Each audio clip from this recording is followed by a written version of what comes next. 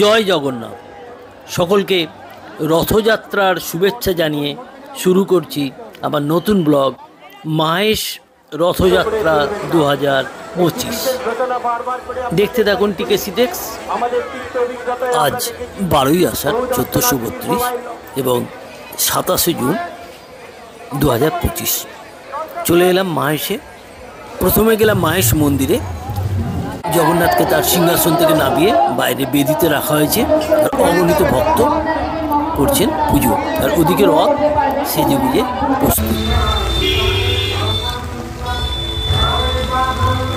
এখন বিকেল 4টে বাজে। জগন্নাথ তার রথে উঠে পড়েছেন। এবার আরতি হবে এবং তারপর রথ টানা শুরু হবে। এদিকে দেখুন, পাশাপাশি যে বাড়ি, বড় বাড়ি, তার সব ছাদে বারান্দায় প্রচুর লোক অপেক্ষা করছেন রথ টানা দেখবেন। আর এদিকে বিভিন্ন জায়গা থেকে অগণিত ভক্ত চলে এসছেন এই 629 বছরে মাহেশের রথ দেখার জন্য।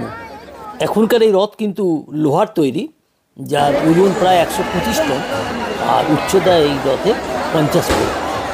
12টা চাকা আছে। আর এই দেখুন, 4তলা রথ। জগন্নাথ, বলরাম, সুভদ্রা এরা 4তলায় এই যে থাকেন। এবার আরতি কাজ আরম্ভ হচ্ছে, একটু পরে আরতি আরম্ভ হবে, সেই প্রস্তুতি চলছে।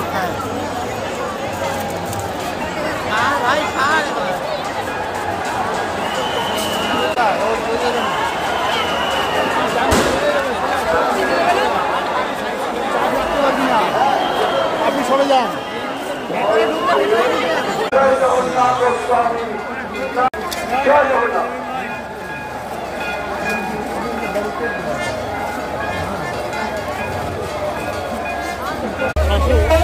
বছরে এই রথযাত্রায় মাহেশে যথারীতি লোক সমাগম প্রচুরই হয়েছে।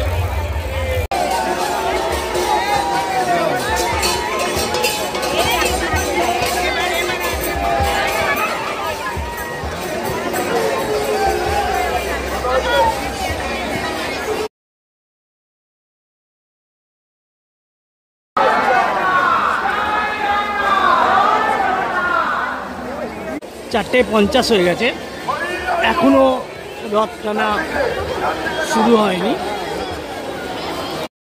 এই সেই রথযাত্রা যেখানে বঙ্কিমচন্দ্র এখানে এসেছিলেন রথের মেলায়।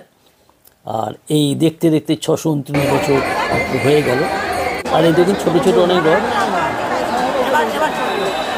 এবার রথের টান শুরু হলো। জগন্নাথ প্রভু রথে চেপে চললেন মাসির বাড়ি।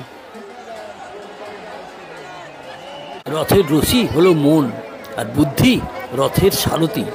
এই দেহরথের রথী স্বয়ং ঈশ্বর। ঈশ্বর নিজের ইচ্ছায় এই শরীরকে চালিত করেন। মানুষের ইচ্ছায় কিছুই হয় না, যা কিছু হয় ঈশ্বরের ইচ্ছায়। যখনই রথ টানা হচ্ছে তখনই বেশ ঠেলাঠেলি হচ্ছে, কেউ সামনে যেতে চাইছে।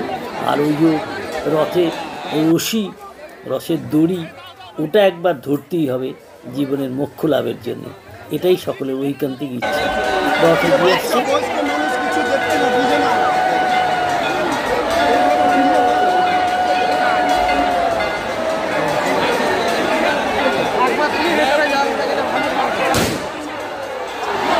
জগন্নাথ দেব, বলরাম দেব এবং সুভদ্রা দেবীকে নিয়ে চলেছেন দুলকি ছাড়ে।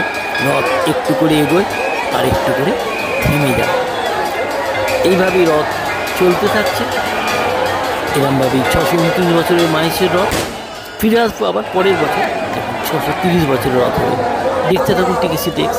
লাইক করুন, শেয়ার করুন এবং একটু অবশ্যই সাবস্ক্রাইব করতে ভুলবেন না। ধন্যবাদ। জয় জগন্নাথ। জগন্নাথ দেবের কাছে ঐকান্তিক আবেদন, আপনাদের জীবন, মানুষের জীবন যেন সুন্দরভাবে রথের চাকার মতো চলতে থাকে। ধন্যবাদ।